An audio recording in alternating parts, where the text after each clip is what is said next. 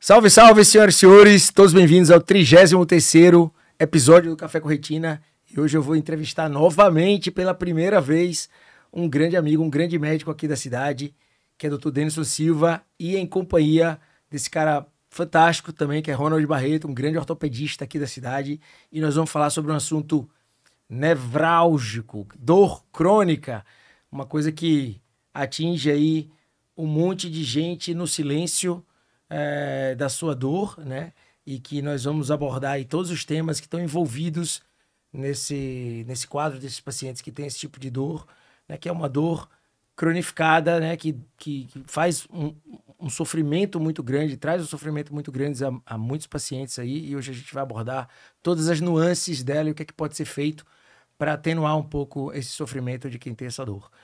Então, se você já curte esse tipo de conteúdo aqui do Café, já nos segue aí, compartilha com quem precisa saber, já deixa os seus comentários, opiniões sobre o que vocês vivem no seu dia a dia, que seja correlacionado ao assunto que nós estamos falando aqui. E é isso, podcast Café com Retina é sempre medicina, bem-estar, finanças, oftalmologia, e é sobre isso. Então, hoje estou tendo o prazer aqui mais uma vez de ter o Dr. Denison Silva, residente em reumato pela Unifesp, mestre em gestão de saúde pela UFES e título em dor pela Associação Médica Brasileira, e também é mentor de gestão de carreira médica, que faz isso muito bem, orientando aí vários médicos aqui de Sergipe e de fora de Sergipe. E Dr. Ronald Barreto, residente e mestre em ortopedia pela USP, doutor pela UFES com fellow em reparo de cartilagem pela Harvard Medical School e diploma em dor pela Universidade da Coreia. Matei a pau, é isso aí? É isso aí. Sejam bem-vindos, meus amigos, e vamos falar um pouquinho sobre dor nesse 33º episódio. E eu queria começar com o Denison, meu amigo. Queria que você conceituasse um pouquinho o que é a dor crônica, né, para as pessoas entenderem, né, e quando a determinada pessoa sabe que a dor dela se transformou conceitualmente numa dor crônica. Brunão, prazer estar aqui com você, né? Como você disse aí, eu estava aqui, na verdade, aqui no seu podcast, né? A primeira vez, já estou vendo aí o sucesso que tá estourando aí no podcast com vários colegas, amigos, né? Aqui com um amigo parceiro, né? Já fomos sócios e parceiros e agora somos parceiros também da especialidade. Ronald, prazer estar aqui. Bem, Bruno, é o seguinte, dor, na verdade, é uma sensação desagradável. Essa é a definição que está na IASP. A IASP é a Associação Internacional para o Estudo da Dor. Então não sou eu que estou dizendo. Obrigatoriamente, para o indivíduo ter dor, ele tem que estar com alguma coisa, uma sensação desagradável, que ela deve ser ou é desagradável para alguma coisa que existe no momento, está acontecendo agora, ou potencialmente existir ou potencialmente existirá. Então, essa é a primeira coisa que todo paciente precisa saber. Nem sempre a causa da dor está presente quando o indivíduo já está sentindo dor. Isso acontece muito na questão da dor aguda, então a gente chama de dor causa-efeito. Essa dor é a dor que o paciente está acostumado, é a dor da pancada. O cara torceu o pé, ele sente a dor no tornozelo e diz, eu lesionei o meu tornozelo. Ou então o cara está com apendicite e ele tem uma dor na região do apêndice porque o apêndice está inflamado. A relação causa-efeito, dor aguda até 3 meses. Acima de 3 meses, a dor é chamada crônica. E toda vez que ela é crônica, ela deixou de ter relação causa-efeito. Ela passa a ser uma doença por si só, e ela é uma doença do sistema nervoso central e periférico. Ou seja, o indivíduo passa a ter dor, mesmo que não esteja nada naquele momento errado, do ponto de vista orgânico, ortopédico, visceral, o que for. É porque o cérebro adoeceu. Do mesmo jeito que o cérebro adoece, a gente fica triste, ansioso, a gente ficar esquecido, pode ficar desatento, a gente tem dor. Então, essa dor crônica é uma doença e ela é tratada de forma diferente da dor aguda. Enquanto a dor aguda, causa e efeito, eu retiro a causa, o ortopedista opera, o cirurgião tira o apêndice, engessa, imobiliza o tornozelo, o cara fica bom. Na dor crônica, mexer especificamente na causalgia da dor, ou seja, operar uma hérnia de disco, vai fazer com que o indivíduo não tenha, com certeza, uma melhora da dor dele de hérnia de disco. Mas mesmo se ainda o fator causal estiver aí? Se o fator causal estiver presente, ele tem mais um fator. O fator causal, na verdade, funciona como um gatilho. Mas, na verdade, ele já não é mais o relevante. Vou dar um exemplo. O indivíduo vai operar o pescoço porque tem uma hérnia cervical, uma hérnia de disco, uma radiculopatia C7, C8. Com frequência, e eu acho que é isso que faz a maioria dos pacientes achar que a cirurgia não deu certo. E eu estou começando a perceber que, na verdade, agora o próprio cirurgião já não quer mais operar paciente com dor crônica, porque ele fica com receio do resultado negativo. Porque o paciente, na hora que ele entra, ele quer melhorar a dor. Só que quando o cirurgião entra, ele resolve a lesão. Então ele vai lá, ancora, coloca um cage, né, que é uma gaiolinha, ampara o disco que está alterado, e ele, quando olha ali na radiografia, está normal. Ele já resolveu a hérnia. De fato, ele resolveu. Mas o paciente diz, mas eu ainda estou com dor. É porque, na verdade, aquela dor já não tem mais nada a ver com a hérnia. Ela cronificou, ela enraizou no sistema nervoso central e ela passou a ser produzida pelas substâncias e lesões do sistema nervoso central, regiões do sistema nervoso central. Quais? Não é placebo, não. A dor realmente é na cabeça, ou é da cabeça, mas não como pejorativamente algumas pessoas dizem. Então, giro do símbolo, córtex pré-frontal, hipocampo, hipotálamo, são áreas que, ao serem estimuladas, ficam muito treinadas e elas passam a reagir com dor a qualquer estímulo, a frio, a calor, a emoção, a uma roupa apertada, a um aperto de mão simples. Em vez dela reagir com a sensibilidade adequada, ela reage com as duas características principais de dor crônica: hiperalgesia e alodínia. Hiperalgesia é uma dor maior do que o que deveria, então eu apertei um pouquinho, mas a dor é grandona. Tem uma pequena túnel do carpo, mas o formigamento é grande. Ou alodínia, que é um estímulo que não é doloroso e a resposta é dolorosa. Mas espera aí, isso vai virar um loop infinito? Ou você vai ter como bloquear isso com alguma outra terapêutica alternativa? Então, alternativa não, direta, né? A gente pode agir diretamente no centro de processamento da dor e de forma indireta nos gatilhos, né? Nos gatilhos que geram a dor, que podem ser inclusive orgânicos, ortopédicos. Você pode mexer nos gatilhos e melhorar o processo de sensibilização.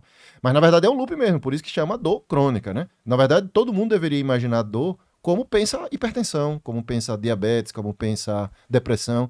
Eu me incomodo muito, às vezes, o próprio perito do INSS, às vezes, ou quem vai fazer perícia trabalhista.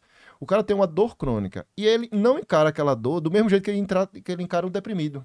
O deprimido, qual é o exame de imagem que mostra a depressão? Assim, na nossa prática. Tem estudos aí para ressonância por difusão, PET scan. Mas na prática, o indivíduo deprimido não vai aparecer na tomografia, não vai aparecer na ressonância. Mas o deprimido, as pessoas acreditam que ele está deprimido, pelas perguntas, pelo questionário, pelo que o cara está dizendo. Já o paciente com dor, não, ele precisa ter alguma coisa que prove que ele não está mentindo. E, na verdade... Precisa achar o fator causal, né? Quando você ele já não importa já mais. Não importa mais. Às vezes ele nem está mais presente. É como eu estou dizendo. Às vezes a hérnia encolheu, né? 90% regridem espontaneamente. Ela nem está mais lá, mas a dor irradia para a perna parecendo que é ela. Falando um pouquinho sobre realidade de cada um, né? O que aparece, Ronald, mais frequentemente no seu consultório como causa de dor crônica, ou suposta causa de dor crônica, ou gatilho para essa dor? O que mais aparece? Pois é, Brunão, primeiro satisfação aqui estar com você, diante aqui de um grande amigo, ao lado de um grande parceiro e médico da minha família também, né, que cuida da minha esposa aí há alguns anos. Vocês são todos bem-vindos, cara. Pois é, essa dor crônica, além do conceito que Denison falou aqui, eu gosto de conscientizar também as pessoas que a dor crônica como doença é uma doença de saúde pública, um problema de saúde pública. Porque a gente que fica ali no front, a gente vê a quantidade de pessoas que são mal tratadas, mal conduzidas e cronificam essas dores. E acaba chegando no consultório justamente aquela lesão, uma artrose de joelho, uma artrose, uma lombalgia, uma cervicalgia, uma dor do ombro, essas daí, uma fibromialgia, uma poliartralgia. Então, essas são as principais causas de dor crônica que eu vejo que na minha realidade chega. Então, artrose, problemas do ombro, lombar, quadril e a parte de fibromialgia é assim disparado. É que diferente de Denison, talvez Denison receba mais o paciente de verdade já cronificado.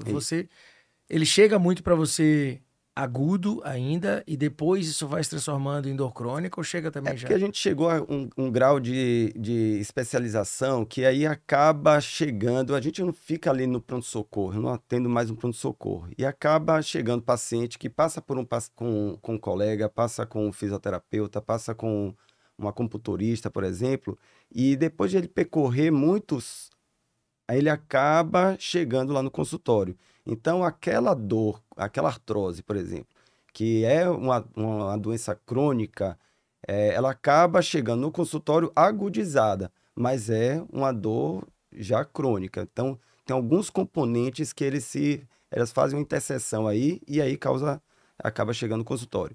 A dor a dor músculo-esquelética especificamente, né? Não aquela dor abdominal, aquela dor crônica, aquela cefaleia, mas a dor músculo-esquelética das articulações, eu acabo depois entendendo que é um tripé. E aí, quando você vê, tem um componente, qual é o tripé? A biomecânica, onde você tem ali uma lesão de uma cartilagem, uma lesão de um menisco, uma lesão ligamentar, um trauma. Tem a parte inflamatória, que é, por exemplo, um desgaste dessa cartilagem, fragmento de cartilagem, ou tem algum quadro de sinovite desencadeado por uma doença reumatológica, acaba inflamando aquela articulação. E é o componente neuropático, neurológico. Então, se você faz... Quando você não faz, você não tem essa visão e você não intervém nesses 3 aspectos, dificilmente você vai controlar essa dor. E aí é que está a dificuldade de você tratar essas dores articulares e aí a alta chance de tornar crônica. É isso que, pegando o gancho, né? Eu como cirurgião adoro fazer cirurgia, mas hoje em dia o critério de colocar um paciente na mesa e operar é muito maior, muito mais seletivo, porque se eu percebo que o paciente tem um componente neuropático, inflamatório muito grande, o meu prognóstico, a chance de eu ter um mau sucesso nesse tipo de paciente, eu vou colocar uma prótese, onde eu vou consertar ali a parte biomecânica, a parte inflamatória, mas de repente eu não conserto, né, eu não vou consertar ali na cirurgia a parte neuropática, eu posso ter um mau prognóstico nesse paciente. Aí eu vou jogar o debate para vocês. O tratamento da dor crônica, ele precisa ser inicialmente sempre clínico ou não? Vamos lá. Como é que vocês dialogam? Recentemente eu tive em Budapeste numa conferência internacional de intervenção de dor. E lá apresentou o Patel, é um indiano que ele age, que ele trabalha no Ministério da Saúde lá da Grã-Bretanha.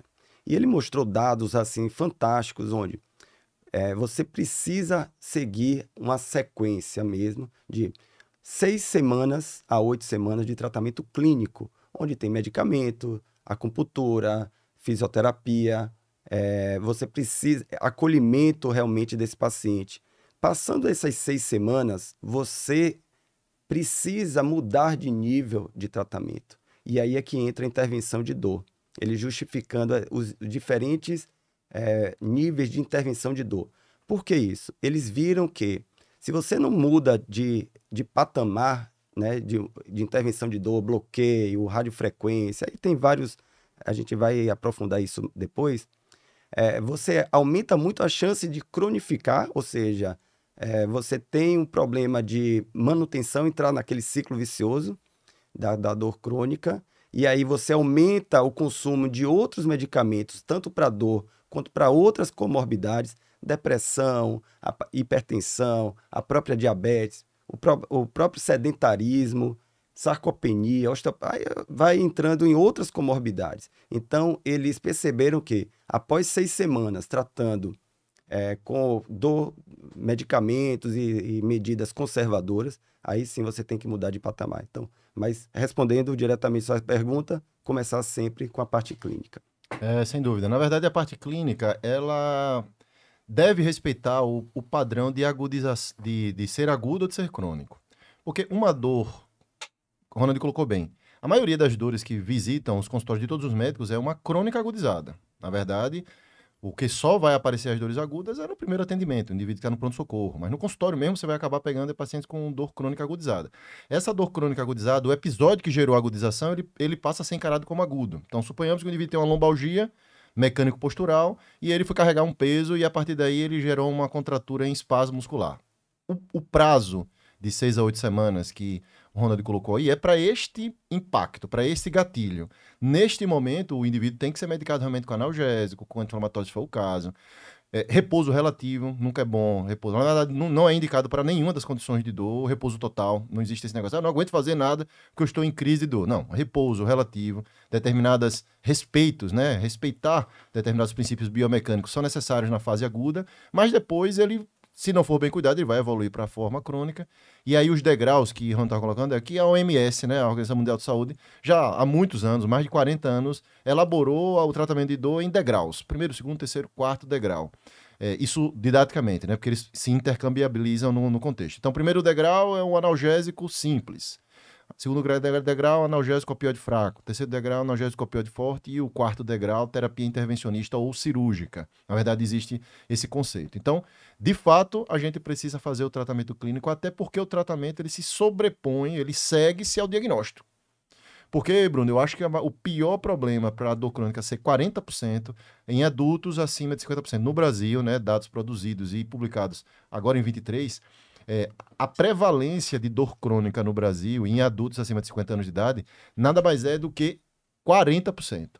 Só para você ter uma ideia, a gente acha que tem muita gente hipertensa. A hipertensão seria, eventualmente, uma doença muito prevalente. E ela, no Brasil, tem uma média aí de 20%. 18% a 20% de prevalência. Então, a gente está falando de uma doença, dor crônica, que ela é o dobro da doença que a gente acha que é mais.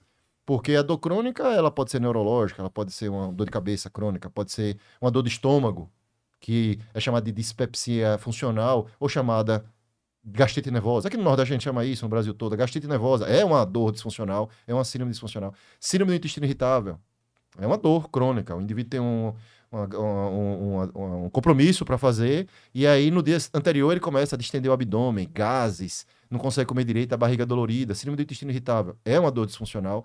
Síndrome da dor pélvica crônica, muita gente aí operando endometriose, né? Chega lá, tem uma dor que nunca passa na região pélvica, mulher, e aí no ultrassom fortuitamente aparece um foco de endometrioma. Aí o ginecologista diz, olha, a sua dor é essa. Mas na cabeça do ginecologista ele está raciocinando na dor aguda. O endometrioma sangra, irrita o peritônio, dor. Mas na verdade a mulher já está com dor, a pessoa já está com dor há 5, 6, 7 anos. Aquilo dali não é mais agudo. Tirar o foco do endometrioma é como operar uma hérnia de disco. É como operar o túnel do carpo sem tratar a dor. E assim vai. Culminando isso na fibromialgia, que é, vamos dizer assim, a que agrega todos esses fatores que eu estava dizendo. Quando você olha para uma pessoa com dor crônica, a sensação que você tem é que ela está sempre, primeiro, se sentindo incompreendida por quem cerca, por quem a cerca, né? Porque, como a mesma história do perito, não tem como mensurar aquilo ali com um exame. Diz, é dor, é verdade, né? E a outra coisa é que por mais que você repita isso para ela também não entende os aspectos emocionais e neurológicos da dor dela. Então a impressão que ela sai buscando de médico em médico alguém que diga, não, esqueça tudo isso, tem causa sim, eu vou tratar e amanhã você tá boa. Isso mesmo. E chega com aquela face assim, meio de cansada mesmo da vida, sabe, às vezes. E esse lado... a gente acaba desenvolvendo muito, a gente que atende muita dor crônica tem que desenvolver esse lado de entender, ter um pouco de empatia, na verdade. Porque, na verdade, é uma sensação dolorosa, a dor crônica é uma sensação dolorosa, seja física ou emocional. E aí o pessoal confunde que, como você não está vendo a dor, ninguém vê. Por mais que seja mãe, filha, esposo, esposa, ninguém vê a dor. Ninguém vê a dor da outra pessoa, só sabe quem está sentindo. Mas você precisa se colocar no lugar da pessoa para compreender e tirar aquele conceito de que é uma dor psicológica. Não é que é uma dor psicológica naquele sentido de que não existe. A dor existe de real. A dor existe. O problema é que você não tem um exame de sangue que vai dizer assim, olha, a sua dor... por conta daquele exame, tá nível 3, ou 4, ou 5. Não, é uma dor referida. E a dor crônica, nesse sentido, de que como você não vê, ela vai minando o psicológico da pessoa, mas o psicológico, ela vai potencializar aquela dor. É como se você estivesse ali no campo de futebol. Então, a torcida, que seria a emoção, certo? Tá ali torcendo, vai torcendo. Se tiver uma boa vibração, né, daquela torcida, ou seja, pensamentos bons, pensamentos não tóxicos, aquilo ali vai conduzindo aquela partida de futebol de uma maneira mais suave. Mas se você tá numa partida de futebol E aí a torcida começa a xingar, começa a ter, não vai dar certo, a coisa sempre foi assim, tem pensamentos tóxicos, ruminantes, catastróficos, que isso tudo a gente precisa avaliar. Aquela partida de futebol, mesmo você tirando a bola, ou seja, tirou a lesão, a bola, tirou a bola, os jogadores vão ficar perdidos ali. Então a condução da dor vai ficar cada vez mais confusa. Então a gente precisa ter essa compreensão.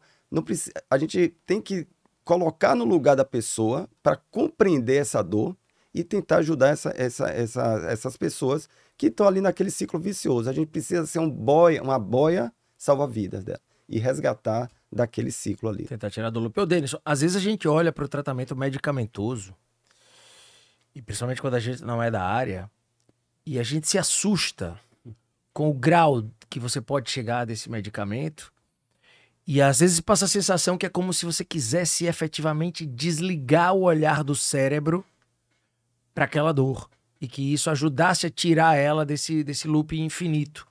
Explica para as pessoas que não estão entendendo ainda o que é que está acontecendo com o componente neurológico da dor dela, esses porquês. Então é o seguinte, na verdade o nosso cérebro ele funciona à base de substâncias químicas, né? Nosso funcionamento cerebral é todo baseado em transmissores. Esses transmissores são substâncias químicas que estão no cérebro, isso se chama neurotransmissores. E quando eu falo cérebro, é cérebro, medula e os nervos periféricos. Eles atuam nesses lugares aí. E aí, 3 principais neurotransmissores para o funcionamento cerebral, serotonina, dopamina e noradrenalina, é o que fazem eventualmente o indivíduo ficar ou animado, ou disposto, ou fadigado, ou baixa de concentração, ou deprimido, triste. São esses neurotransmissores. E esses neurotransmissores, eles também são fundamentais para a condução do estímulo doloroso, a condução do que vai acontecer, a cronificação do que vai acontecer. Então, toda vez que o indivíduo está triste, ou está deprimido, ou está ansioso, quem está alterado neurobioquimicamente, serotonina, dopamina, noradrenalina e outros. Quando a gente está com dor crônica, o que é que está alterado? Serotonina, dopamina, noradrenalina e vários outros estão alterados. Então não tem como, medicamentosamente, apesar de que nós iremos falar aqui também um pouquinho depois, lógico, não é o principal tratamento, não é da boca para fora, não é uma coisa demagógica. O melhor tratamento para dor crônica definitivamente não é remédio. Isso aí é baseado em evidência, né? Todas as revisões sistemáticas mais antigas e as mais modernas estão aumentando a força de evidência.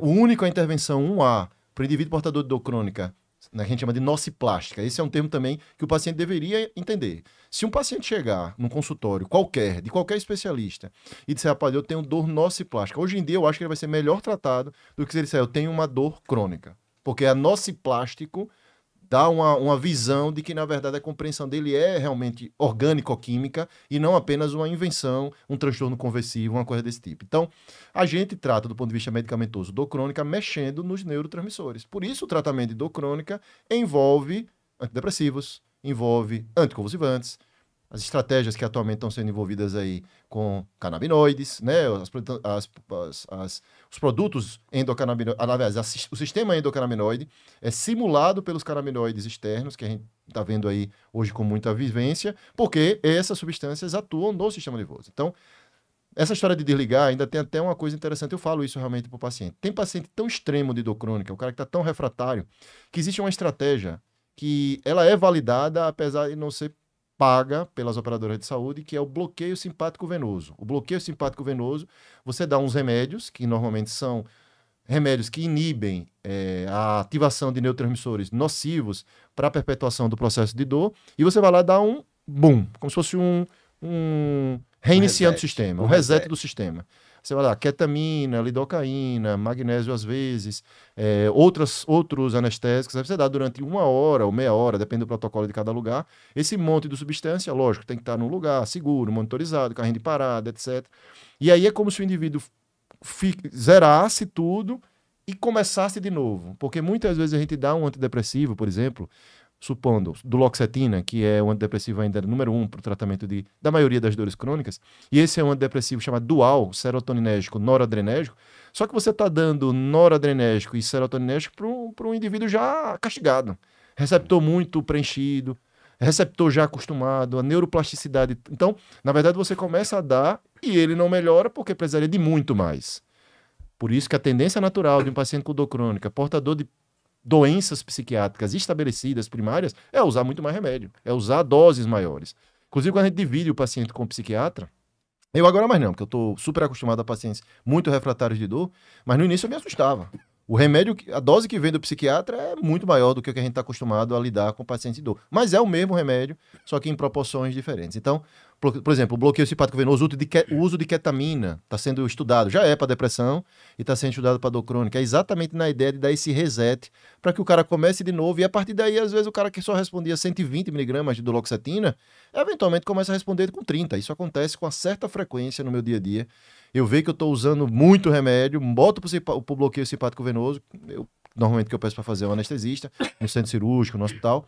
E aí, quando o paciente volta para mim, se teve resposta, porque nem todo mundo tem, eu consigo diminuir bastante o uso de antidepressivo. Mas é isso mesmo, é complexo.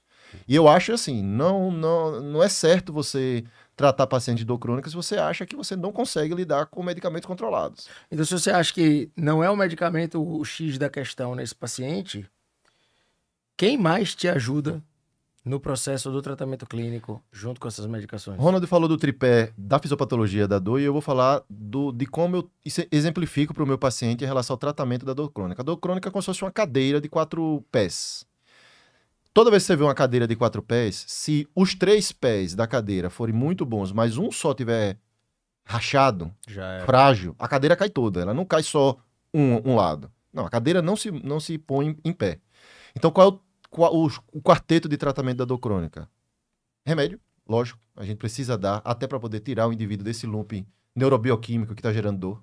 Atividade física, e a atividade física não é placebo, ela é orgânico anti-inflamatório. Existem várias substâncias anti-inflamatórias e analgésicas endógenas numa atividade física. A endorfina faz isso, né? E não só ela, com exercício você produz serotonina, dopamina. Então é como se você estivesse tomando um antidepressivo, só que você não está usando substância. Na dose certa. Na dose certa para o seu corpo. Psicoterapia não tem a menor chance de um paciente portador do crônico. Não importa se é enxaqueca, se é gastrite, se é uma lombocetalgia crônica, uma fibro, melhorar sem intervenção psicoterapêutica, porque é como se eu estivesse enxugando gelo. Eu melhoro aqui, estou dando remédio, faço aquilo outro, o cara faz exercício, mas chega em casa, eventualmente o relacionamento não está bom, o trabalho não é satisfatório, o cara não está satisfeito com a ordem natural das coisas no país, na cidade.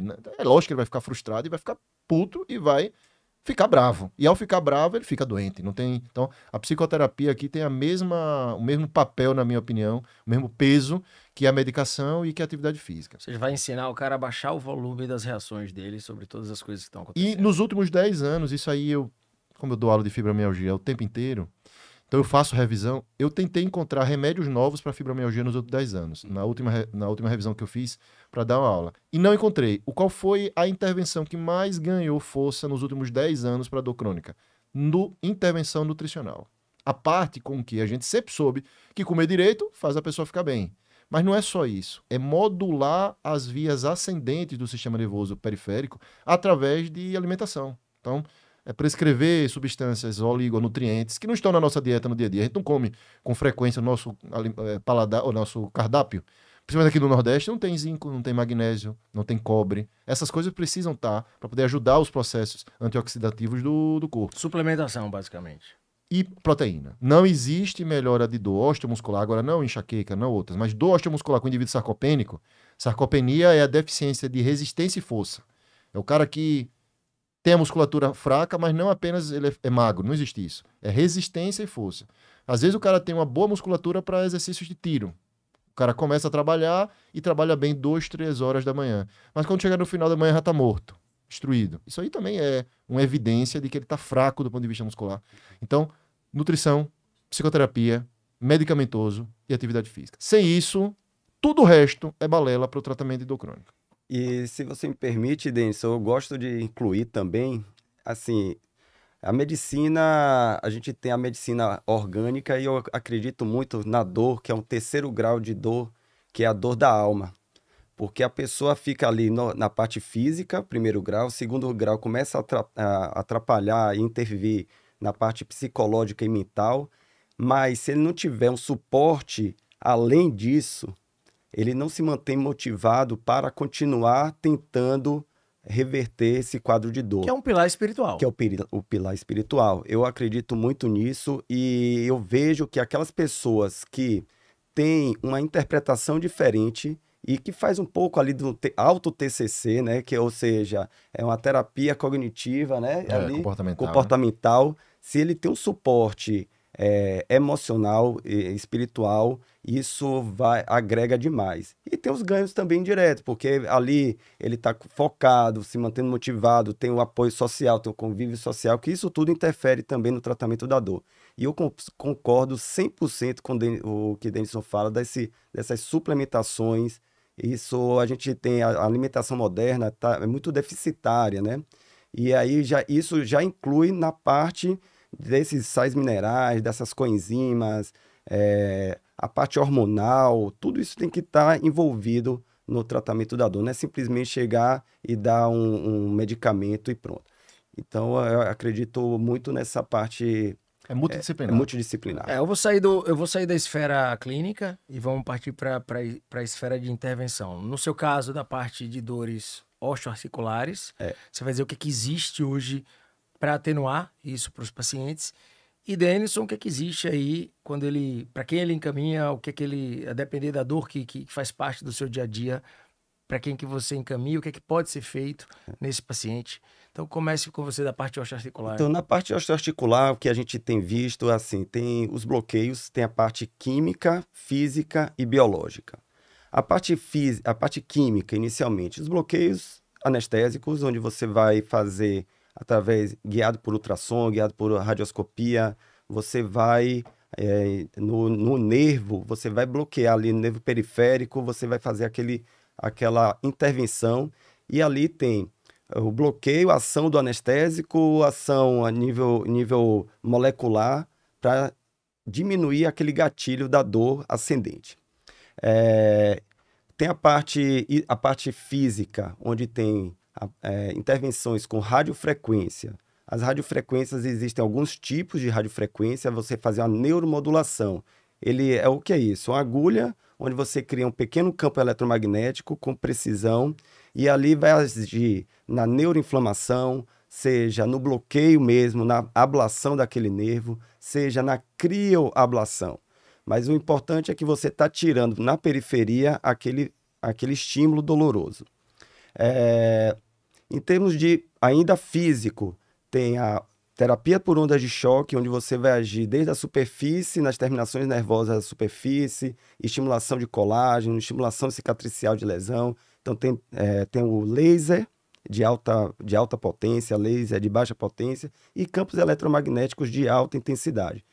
O campo eletromagnético de alta intensidade é o quê? Ele é um grande ímã que ele vai alterar a polarização ali e ele interfere, ele tem uma sinalização para o neurônio e para as células, seja células mesenquimais, seja o próprio neurônio mesmo, para diminuir a transmissão da dor.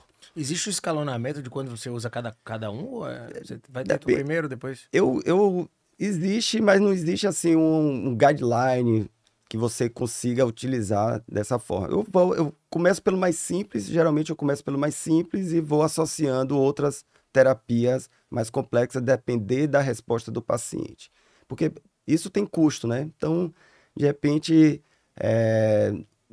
muitos desses procedimentos os planos de saúde têm dificuldade de cobrir, então precisa ser feito mesmo de maneira muito otimizada para que o paciente consiga fazer e não fique frustrado.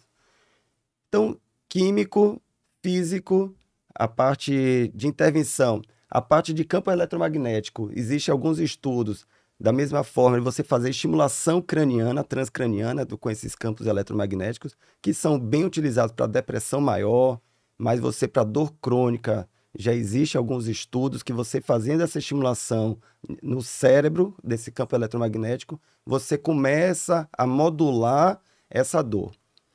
E também a parte biológica. Aí entram os fatores de crescimento, as células-tronco, exossomos, isso tudo entra ali naquela parte, a toxina botulínica, também com bloqueios, seja na periferia, ou você fazendo também venoso, tem alguns estudos mostrando que consegue. O arsenal aumentou bastante. São todas terapias minimamente invasivas? Tudo minimamente invasivo.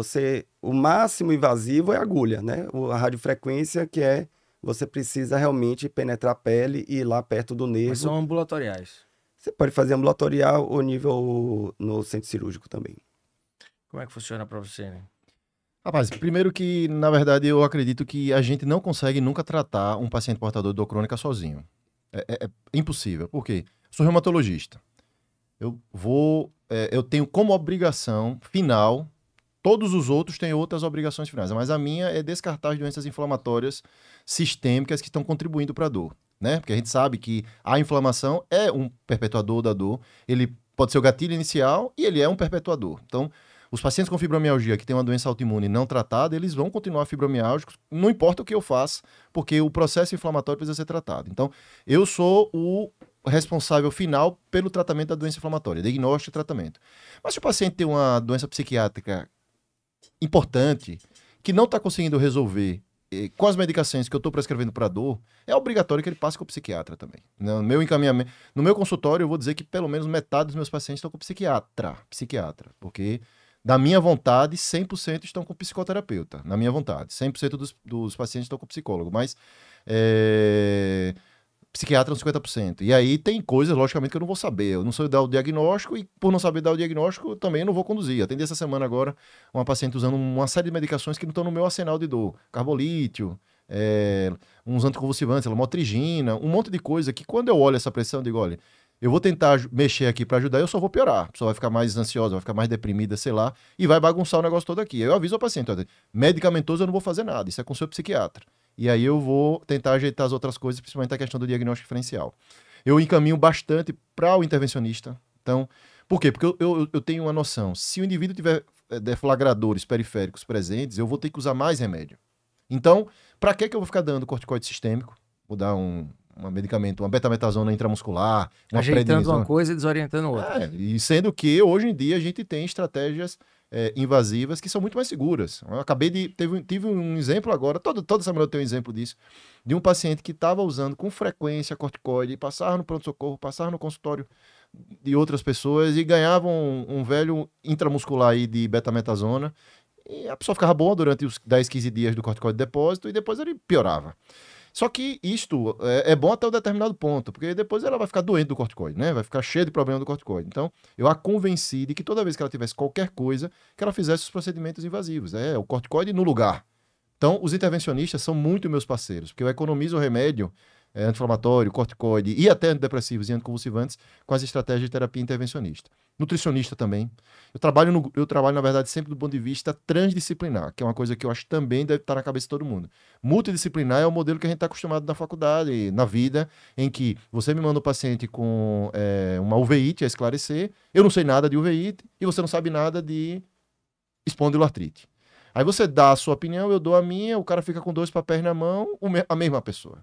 Eu acho que o conceito de transdisciplinar é completamente diferente. Eu tenho que entender um pouquinho do que o osteopata faz para alinhar a parte biomecânica. Eu não sou osteopata e nem vou fazer osteopatia, mas eu tenho que saber o que o osteopata está fazendo aqui, saber o que é TCC ou outras estratégias, eu tenho que saber o que o psiquiatra vai tratar no transtorno de personalidade borderline. Então, na minha cabeça, o encaminhador, os encaminhamentos, eu sou um cara encaminhador, faz parte muito mais de uma questão de eu entender que a dor eu não sou capaz sozinho, porque é uma coisa muito complexa de resolver, cada um contribuindo do ponto de vista global, transdisciplinar.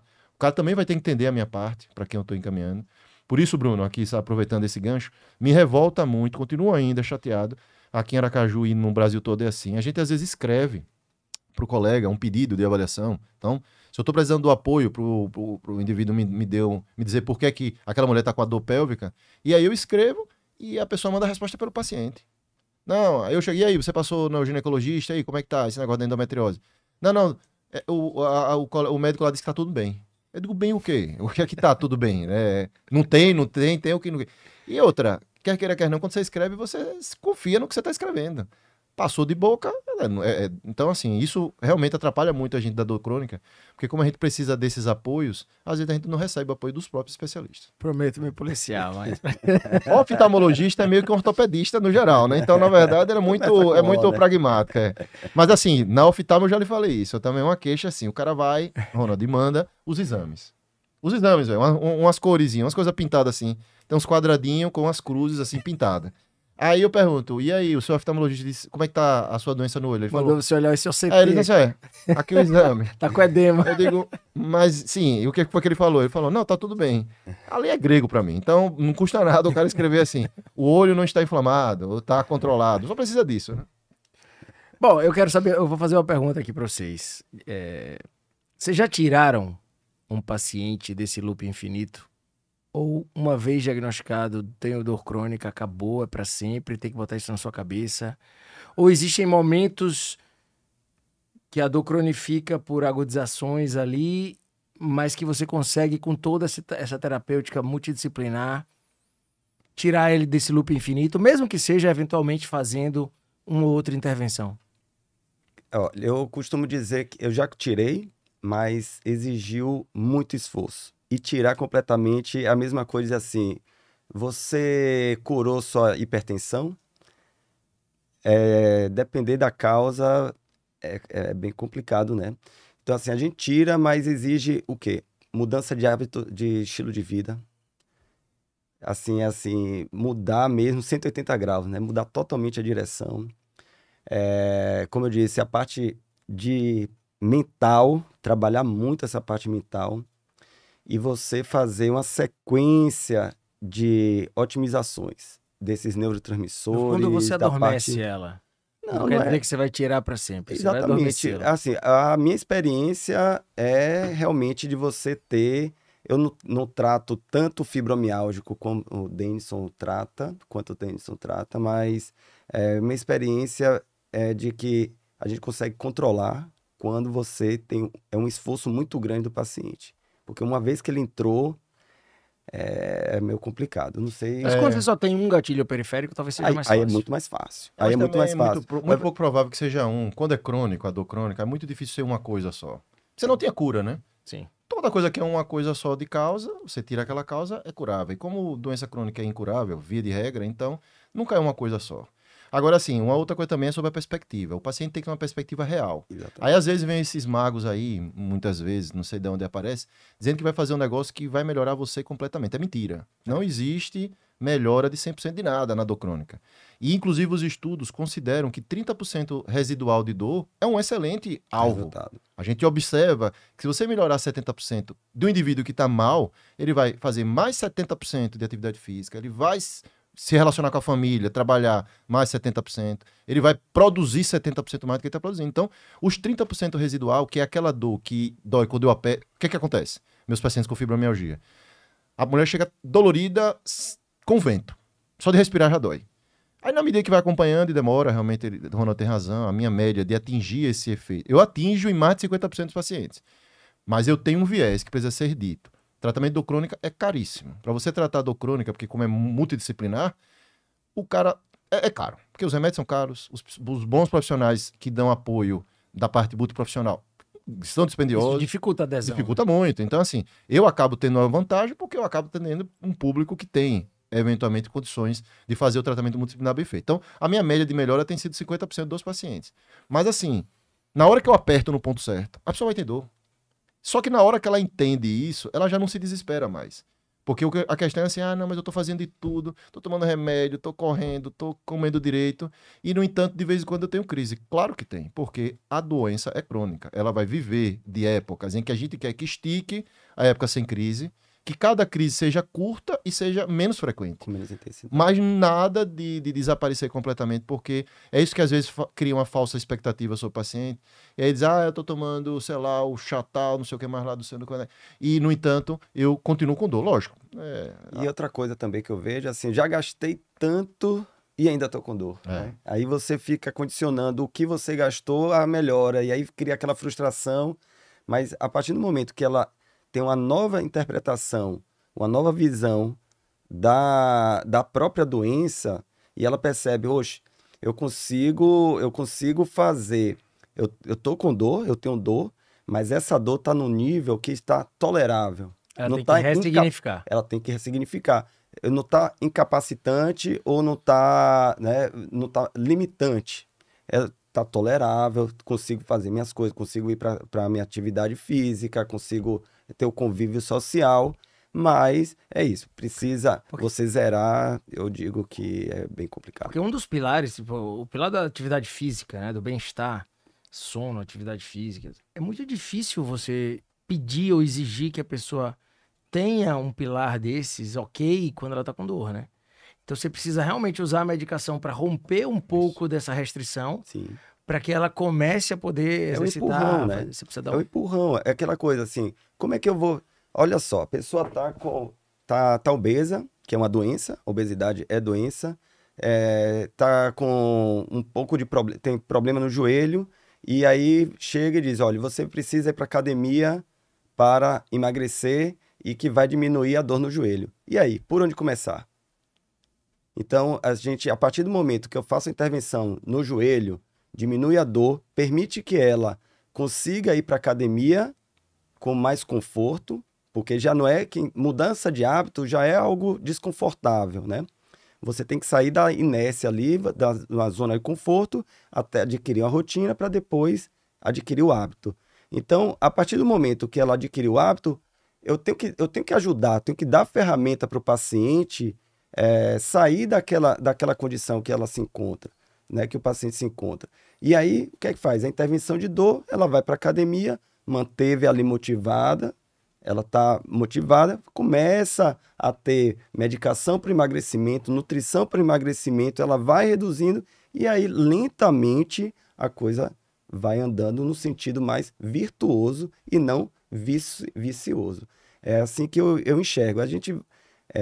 Não adianta hoje o paciente lá, você precisa emagrecer. Não, você precisa fazer, eu dou ferramentas para o paciente, tanto ferramentas de intervenção, quanto ferramentas de suporte emocional para que ela Eu vou extrapolar aqui meditação e yoga, por exemplo, como fontes de pilar, inclusive, de pilar espiritual, funcionam. Quando eu fiz essa aula foi para a Sociedade Brasileira de Reumatologia do ano passado. Então eu fui, na verdade, a aula era de intervenções não medicamentosas para dor crônica, era esse o tema da aula.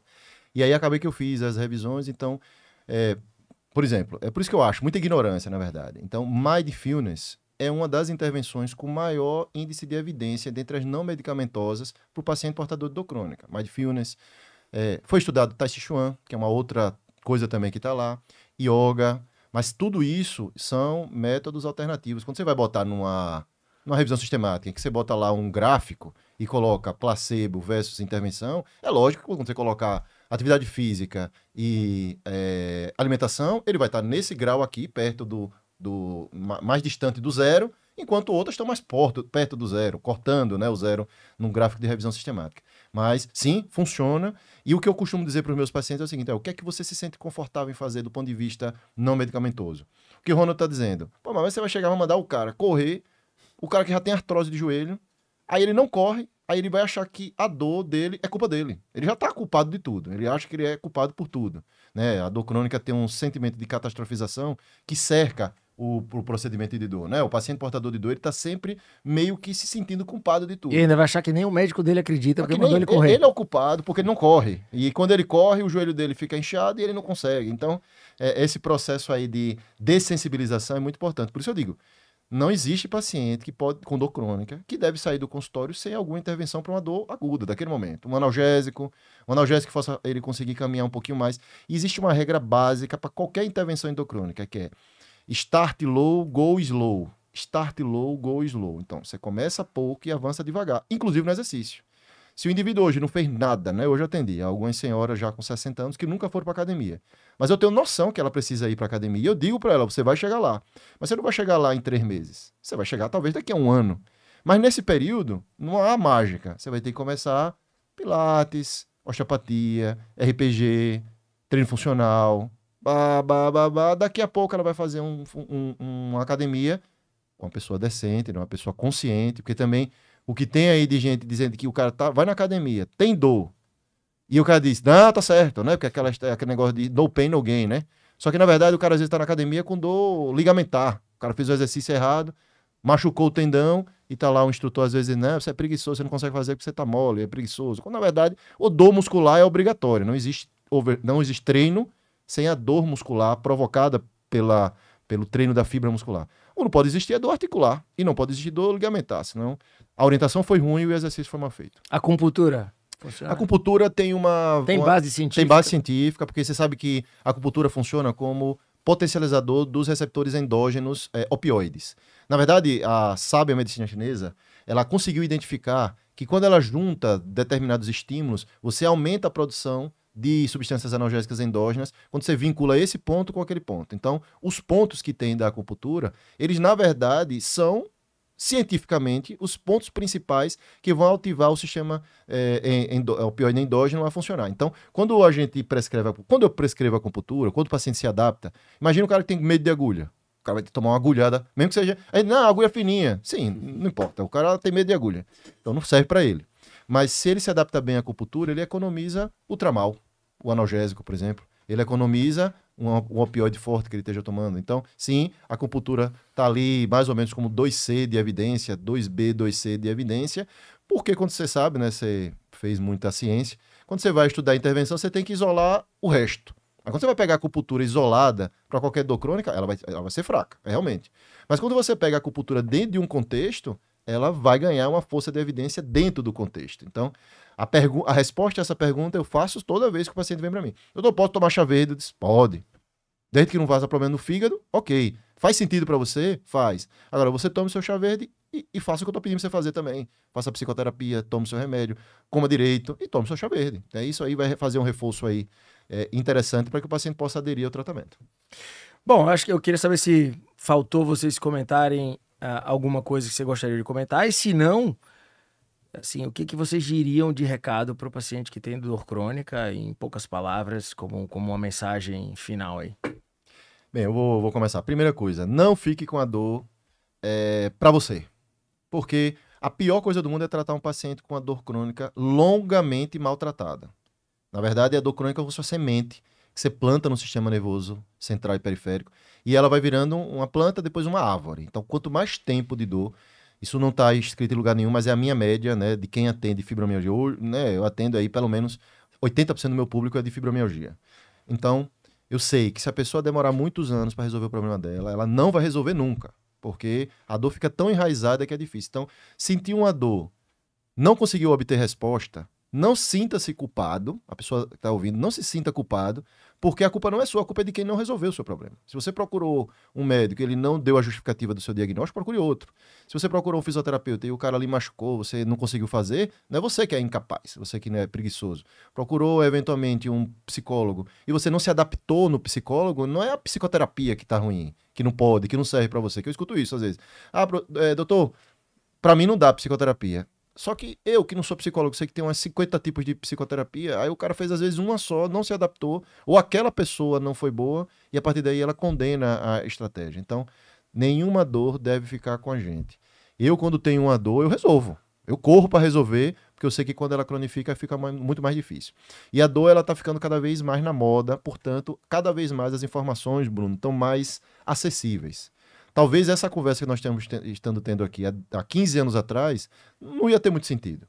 Porque há 15 anos atrás, uma boa parte dos profissionais que assistem pacientes com dor não entenderia conceitos de nociplasticidade, de cronificação, do conceito biopsicossocial de dor. Botar na mesa, operar e tchau. Era assim que funcionava para poder resolver dor. Hoje não.